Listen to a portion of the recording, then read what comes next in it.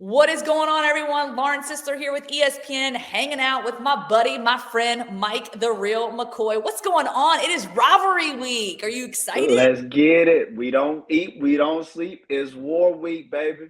Let's go. It's Iron Bowl week, Alabama versus Auburn. We're going to break this thing down in another episode of Head to Head. Oh, let's go now.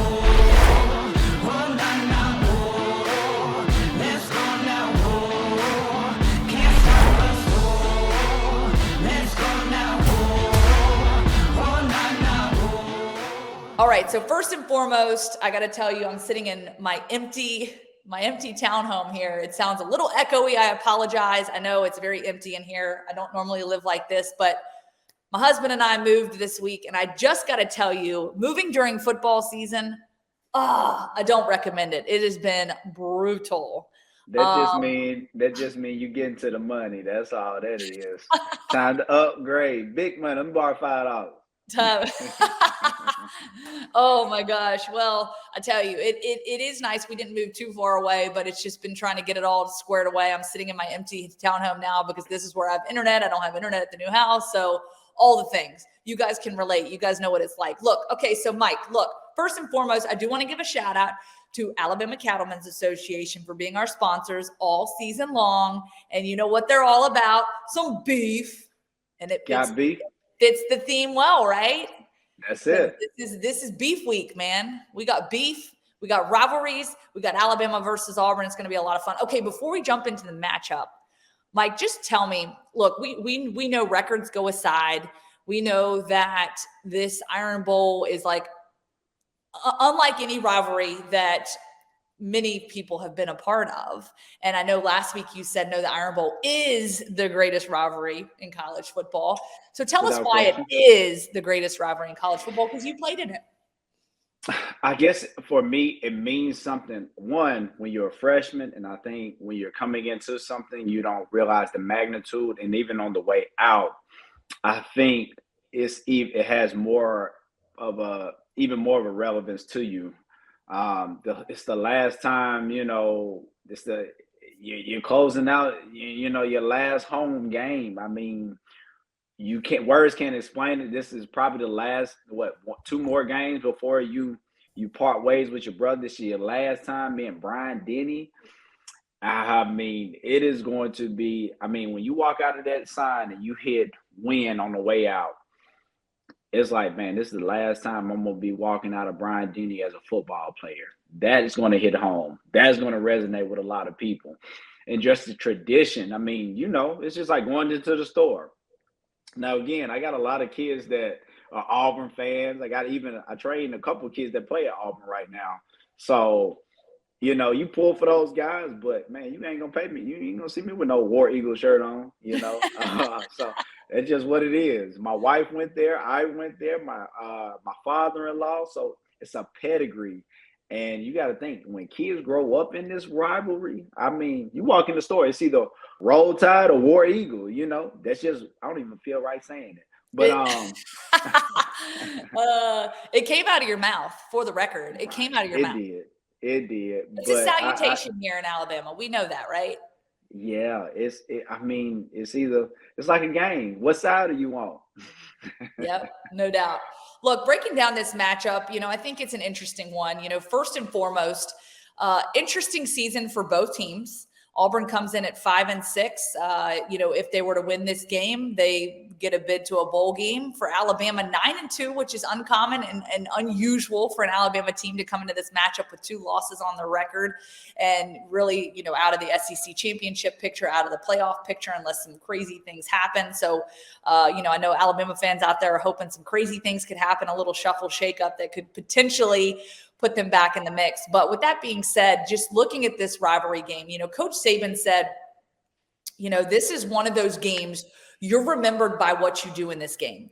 And I think part of it is, Auburn comes into this matchup with maybe a little bit of a different scenario because they're having to kind of play, you know, from all the turmoil that has happened to them this season. They're playing with an interim head coach in Cadillac Williams. So, you know, I think that Auburn in many ways probably feels that they have a lot more to play for, kind of in the essence of saying, we're going to salvage our season and we're just going to go out here and play for each other and play for a head coach in Cadillac Williams, somebody that also played in this Iron Bowl and knows what it's all about. But then on the flip side of that, you have an Alabama team that, you know, in many ways, as Nick Saban has continued to reiterate, don't get motivated by being humiliated. And I think that is something that he had harped on last week. I covered their game against Austin Peay last week, and he really just talked about, like, that was what he preached to the team. Don't get humiliated to get motivated. He feels like there's a lot of external factors and things this Alabama football team is riding on, trying to pull in. The external factors are their motivation versus the internal factors. And I think that's where he's seen maybe a difference in this team and the identity of this football team. And so I think that's been a little bit different for them. But to me, it comes down to getting back to playing Alabama football. And what does that look like? Well, obviously it's smash mouth football. It is, you know, being stout on defense, limiting yardage, limiting touchdowns, keeping dudes out of the end zone, and then offensively just lighten it up. And so in this matchup, I'm looking for several things. What are a couple of key things, Mike? I'll let you go first on this, that you're looking for in this matchup against Auburn. Well, you brought up some good points. I mean, they got to get back to Alabama football. What does that look like? I think Coach Saban is going to have to shake some things up because Alabama is just not going to blow any teams out right now until they give Bryce the keys to the car. You know, that's what has to happen. I think, you know, people get tired of me saying, well, man, you sound like y'all hate. No, I'm spitting facts. We don't run number 7 plays. I mean, there's not – I can watch – if anybody can watch football, it takes me 30 minutes to tell you what they're going to do. It's not rocket science. I think he's going to that aspect of the game. I don't think they have the same brotherhood that has been going on previously. Why do I have to give you a butt chewing on the sideline for it to make sense? That should have been going on long before these previous games. You know what I'm saying? This has been going on for the last 2 years. So he's going to have to call some old friends, some old compadres, some old homeboys, and bring back the old. He's going to have to bring back the real. Now, why this game is going to be so vital and why this is an important game, I almost went to Auburn, what people fail to realize. It was between Auburn, LSU, and Bama. I don't think I knew that, Mike. Yeah, that was me, and I was there, one of the number 2 receiver coming out of that class. And Cadillac Williams was one of the reasons why I actually almost went there, him and Ronnie Brown. I was like, man, These guys, they changed the culture. And if you pay attention right now, look at how those guys are playing. Now, it's not beautiful. It's not pretty. I don't think but he understands those players. You've done it. He's been where they're trying to go, and they're rallying around him. If he don't get this job, Coach Saban needs to pick up their phone and figure out how you get a guy like this to come coach for you. Because, I mean, I don't think this is a game that we can look over. This is not a lay down game, and them boys are about to come out for blood. It's gonna be something to see. But I think if Coach Saban does what I think he'll do, just give Bryce the keys to the car, man. And please, on defense, bracket their best receiver. Keep him in the box. I mean, look, it's not rocket science. We overcomplicate football, guys. It's not hard. Take the best receiver, make their number 3 receiver beat you. And the quarterback, hey, man, you got to apply pressure all the time. Have somebody spying, run stunts. Hey, man, call me. Call me. That's what's up, right?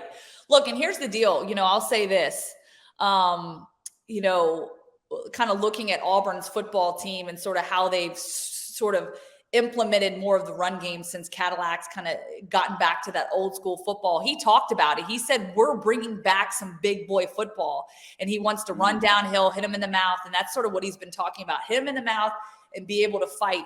And, you know, they got back to that against Western Kentucky this past week, where they were kind of going to the air a little bit with Robbie Ashford. And then they said, let's get back on the ground. And so you really saw Tank Bigsby, Jaquez Hunter, and Damari Alston stepping up and really being able to put some put some yards on the ground. And so I think that's going to be a key area for this Alabama defense to really be aware of and to recognize the fact that this Auburn football team, yes, I think they're going to have to make plays in the air to be able to beat Alabama. I think that's going to be part of their game plan, but I think ultimately they're going to try to really kind of, run it down the middle, smash it on the ground, and see if they can pick up some yardage in that aspect of things. So with that being said, I think when you look at this Alabama defense, ranking 14th nationally against the run, they've only allowed 2 players to eclipse the 100-yard mark this season, and that's at Ole Miss and at Arkansas. And so they've been good against the run. And then, of course, when you've got guys like Will Anderson, Dallas Turner, that front 7 obviously is stout, and then you've got your linebackers that get it done.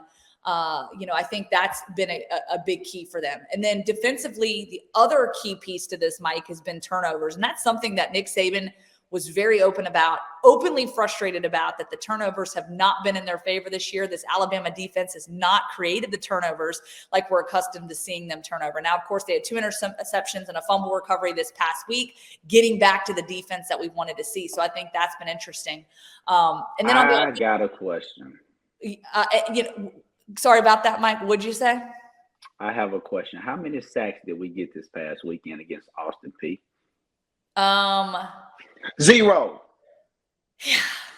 So we can't say that they got back to what they're accustomed to. Yeah. Now, Brian Branch, Dallas Turner, them 2 have played lights out this entire season. Now, our linebackers, hey, man, them boys out there hugging. I need you to knock somebody's head off.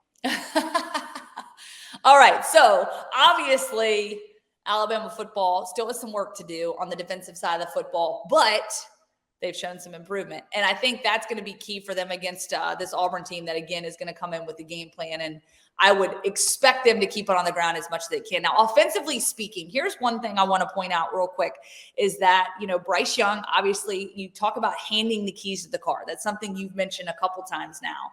And I think that this is a guy that, obviously, when you look at his stat line from a season ago, quite a bit different. And I think one thing that Nick Saban keyed in on, and I think this is important to remember, he gets hurt, he goes down. You talked about that injury being extremely significant and how he's had to battle that. Well, not only, and you're in the same position, you get it, you understand it from a chemistry standpoint. Your quarterback goes down, you miss a game, but you pull the curtains back. He's not able to practice this with these guys for almost a month, having to kind of sit that part out and sit out that key time frame, that timeline when you're really trying to develop the chemistry with your receivers. And Nick Saban said that he felt that has kind of been a setback for this offense, is not being able to develop that chemistry. When you're not able to practice with your quarterback, how does that hinder you? Ja'Cory Brooks, Jermaine Burton, 2 guys that have had up and down seasons. In your opinion, how much do you think this has affected this Alabama offense, and what can those receivers do? And what does this offense need to do to be able to give their best against an Auburn defense that has started to really show up and really show some more consistency these last couple of games? These are the questions that I ask myself. When they put Milroe in, it's like he opened the playbook. It's like he's scared to try stuff with when you got Bryce. Is it because you didn't recruit him and you just kind of just riding the wave with him?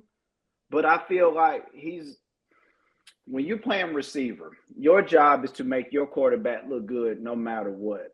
Chemistry is a big part of it. He's going to put it where certain receivers want to go. But we have not went past page 3 as far as opening that playbook. So I'm not going to use that as an excuse. I mean, even you got 3 running backs. You have a 3-headed monster behind you. They don't use Cadillac Williams, right? You don't give McClendon the ball the way you should. He should have been playing like this the whole year. I mean, when you got running backs like that, that takes pressure off of your quarterback. We haven't seen too many play action. We run jet sweeps.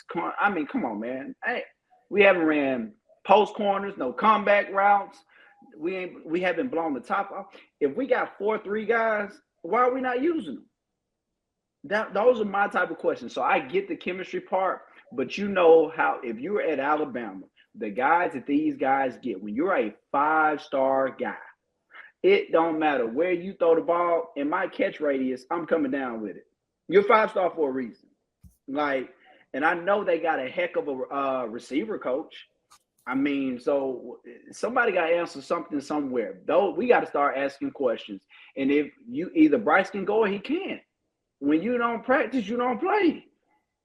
I mean, unless you just get I mean, we got to figure these things out. I think we're getting to the point where we're running NFL practices in college, and I'm not sure if that's the case. I haven't been down there. I'm just on the outside looking in. But are we running NFL practices where you're cutting down his reps because he's hurt? Well, if he's not going to play, you got to have why are you not running Wildcat? Why don't you have a package for meal roll? We got to see other things, other versatilities. Those are my questions. And I know y'all fans get mad at me, but I just try to look at life like a mohawk, see both sides, ask the right questions. See life like a mohawk? Yeah, gotta see both sides. I've never heard that. I love that. All right. Give the fans what they want. Go ahead and shake us out with the prediction. I want to hear what you got for this one. Look, I thought we were going to just beat the brakes off Austin Peay, so I can't even say 63. I'm scared to go past 35 nowadays. Gee whiz, Jesus Christ. I'm going to say 35-17 Alabama. Bama, please, man, look. It's on me. Please show up for this game. Y'all got me nervous. Cadillac got me nervous over here, man. He got them boys geeked up. They ready to go. So if we do what we're supposed to do, 35-17. All right, we're not too far off. I got Alabama winning 37-27. I think this is a game. It's in Bryant-Denny Stadium. Yes, I realize that obviously Auburn is playing with a lot of heart. I think they're going to come juiced. They're going to come ready. They're playing for a lot more than maybe on the outside it appears. But I feel like Alabama isn't going to lay this one down. They're going to go to work.